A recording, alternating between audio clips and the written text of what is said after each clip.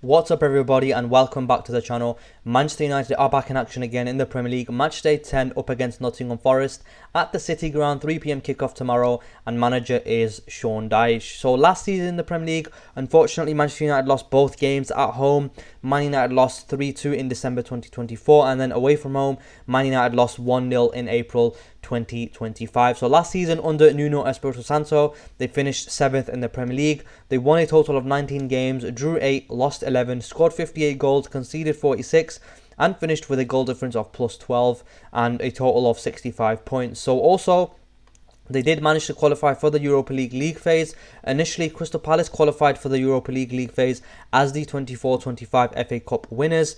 However, due to a multi-club ownership rules, they were not permitted to enter the Europa League and entered the Conference League playoff round instead, with 7th place Nottingham Forest taking their place in the Europa League. Crystal Palace appealed the decision, but this was ultimately rejected. So in terms of managerial changes, they've had a couple already. Nottingham Forest, on the 8th of September, head coach Nuno Espirito Santo was relieved from his duties. A day later, former Tottenham Hotspur manager Ange Postecoglou was announced as Forest's new head coach. Just over a month later, on the 18th of October, Postecoglou was dismissed following the side's 3-0 home loss to Chelsea. Forest failed to win any of their 8 matches while he was at the helm. 3 days later, Sean Dyche was announced as the new head coach on a 2-year contract. So in terms of some insights for the match, Nottingham Forest have won their last 3 league games against Manchester United, last winning 4 consecutively against the Red Devils between February 1909 and September 1910. Manchester United have lost their last 2 away league games against Nottingham Forest, last losing 3 in a row at the City Ground between August 1965 and October 1967. Nottingham Forest have lost 6 of their last 7 Premier League matches, drawing 1, including the last 4 in a row without scoring. Forest haven't lost 5 in a row since October 2022, while they last suffered 5 league defeats in a row without a goal in January 2004 in the second tier. Manchester United have won their last 3 Premier League matches, their best winning run in one season since a run of 4 in February 2024. The Red Devils were one of the 3 sides to win 100% of their games in October, along with Arsenal and Aston Villa. So the Red Devils were one of the 3 sides to win 100% of the games in October, along with Arsenal and Aston Villa. Nottingham Forest scored 3 goals from 7 shots in their first in the first half of their opening Premier League match this season against Brentford, which was a 43% conversion rate. In their 17 halves of football since then, they have scored just 2 goals from 93 shots, which is a 2% conversion rate, which is pretty bad, of course. From Matchday 3 onwards, only Arsenal with 16 have picked up more Premier League points than Manchester United, who have picked up 15, winning 5. Manchester United have won 5 and lost 2 in that time, while the Red Devils are the leading scorers in the division in that time with 14. So in terms of recent form for Nottingham Forest, they are coming away with a 2-0 loss to Bournemouth away from home. They won against Porto in the Europa League. They lost to Chelsea at home 3-0. They lost to Newcastle 2-0 away from home, and then they lost to Midtjylland 3-2 in the Europa League, and they lost to Sunderland as well in the Premier League. So they are sitting with only 1 win in the Premier League so far this season. That was in their first match of the season, which was a 3-1 home win against Brentford. In terms of Nottingham Forest team news, Angus Gunn, Ola Aina, Zinchenko, Bakwa and Chris Wood are all out with injuries. So this is how I am expecting Nottingham Forest to line up. Selden net, of course, Savona, Milinkovic, Morello and Williams making up the 4 in defence. Louise and Anderson making up the 2 central defensive midfielders. Ndoye, Gibbs White, Hudson-Odoi and making up the 3 in behind Igor Jesus. So in terms of how they like to play, formation wise, I think it's going to be a 4-2-3-1 or a 4-4-2. I think off the ball it is going to be a 4-4-2. Dyche does not prioritise dominating possession for its own sake. His focus is on effectiveness. When you have the ball, use it purposefully rather than pass for the sake of passing. His style is more direct than Forest's recent coaching regimes. More long passes, more aim for the target man or attacking transitions, fewer long build-up sequences. The first pass upon winning possession is important, turning opponents, drawing fouls, getting into rest defense shape for the second phase. In attack, there is a willingness to play long balls. For example, previous Dyche sides had long pass percentages over 17.5%, use a strong focal forward as well, like a traditional striker, and aim to win second balls. Under Dyche's approach, possession average tends to be lower, between 39-41% in his previous teams, and that is expected at Forest. Also, fewer sequences of 10 plus passes in open play. Weaknesses. In terms of weaknesses, because possession is low and attacks are fewer, the team may struggle to break down a disciplined low block defenses. With a resilience on long balls and second balls, there may be increased randomness or fewer clear-cut chances. Creativity could be limited compared to possession-dominant systems. Players may have fewer touches and less time on the ball to influence play. And how does it differ from previous Forest approaches? So under Ange Postecoglou, Forest aimed for a higher possession style with 55% or more during build-up. Under Nuno Espirito Santo, the team also preferred transitions but still had a slightly more different balance, counter-attacking rather than direct long balls. Dyche is deliberately swinging the pendulum back towards a more defensive, more direct style of play, fewer passes, more long balls and less possession. So that's how Dyche's kind of tactics differ from previous managers at Forest. In terms of defending without possession, Dyche tends to favour a 4-4-2 or sometimes a 4-4-1-1 shape when defending. The defensive line is deeper than under more possession-oriented coaches. Central channels are protected, the fullbacks are less high. The midfield is narrow to compress central spaces. His teams are comfortable ceding possession, letting opponents have the ball in less dangerous areas rather than trying to dominate play. For example, under Dyche's Everton, his possession average was 39.5% in the Premier League. The defensive block often sits in a mid to low block, especially when facing stronger opposition, and looks to be compact and organised. Pressing and ball recovery, they are not going to press high in my opinion, or I don't expect them to. When out of possession, I expect them to sit in a 4-4-2 mid-block and absorb pressure and then hit Manchester United on the counter.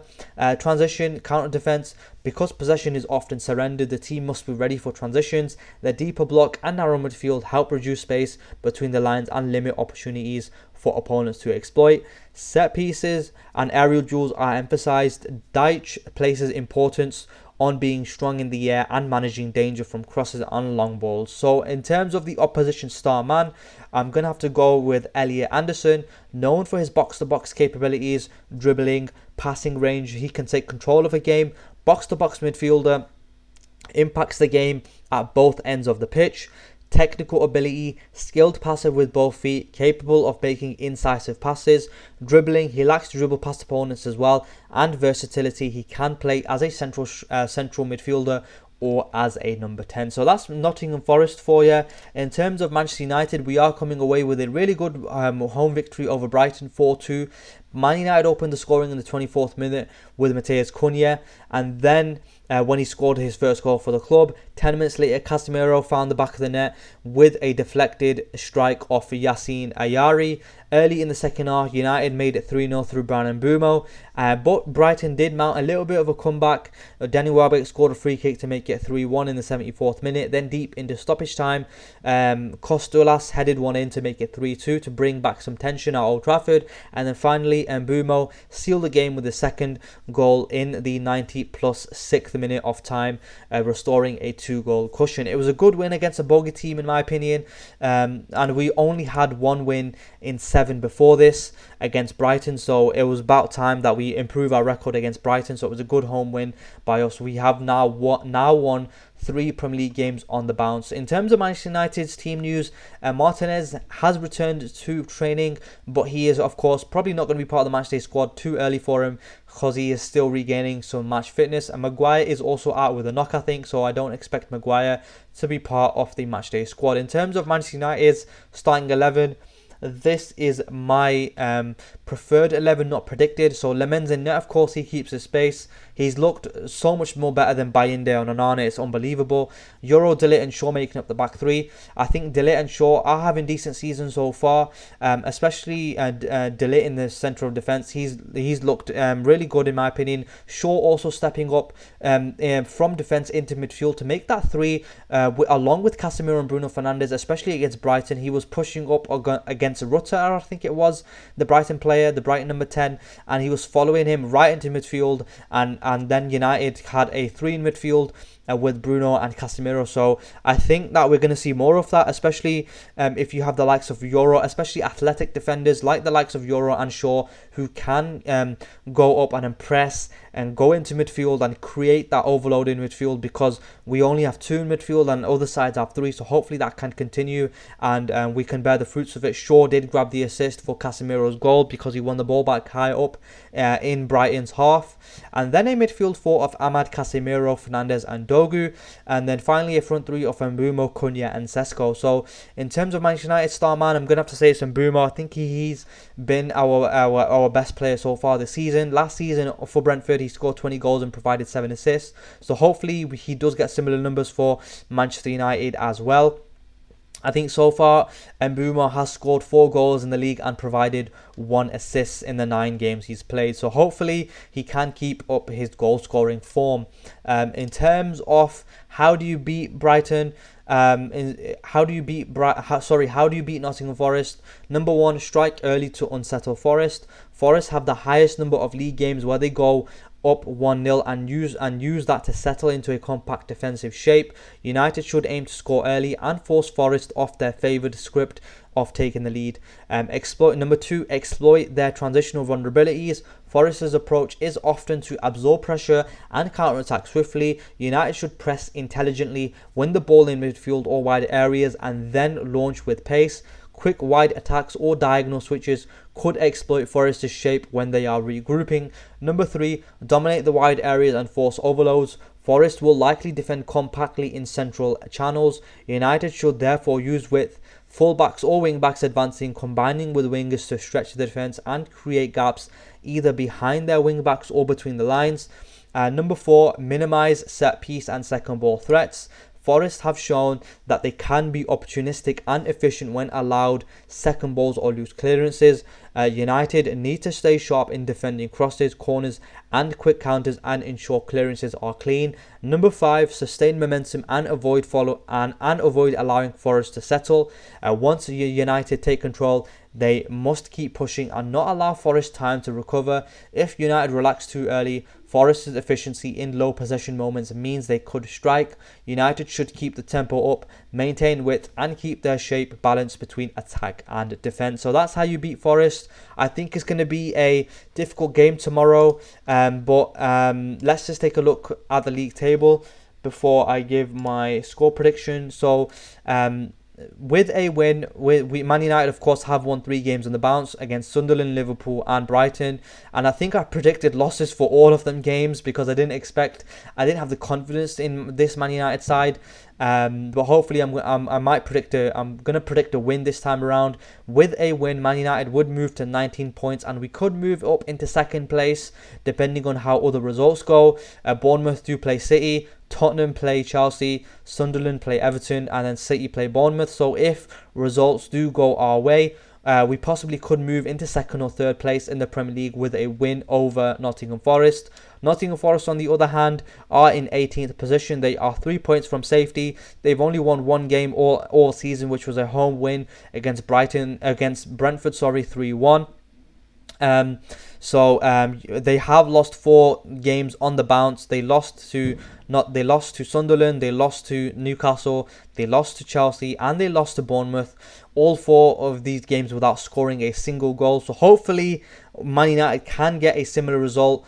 But I think it's going to be a tough game. I think as Forest are going to be looking to bounce back from their barren run of form, and Man United are going to be looking to to capitalize on their recent good form. So we've won 3 on the bounce. Hopefully we can win 4 on the bounce, and then after Forest we do have Spurs. If we can win against Spurs, if we can win against Forest and Spurs, then we could be we're going to be inside the top 4 comfortably. So hopefully that is the case. I am going to go for a Man United win this time around. I'm going to go for a 3-0 Manchester United win, but I'm quite confident for this game simply due to how bad Forest have been. Hopefully we do get the win. I'm going for Sesko, Mbeumo and Cunha to get the goals for Man United. And yeah, if you enjoyed this preview, leave a like, comment and subscribe, and I'll catch you after the match.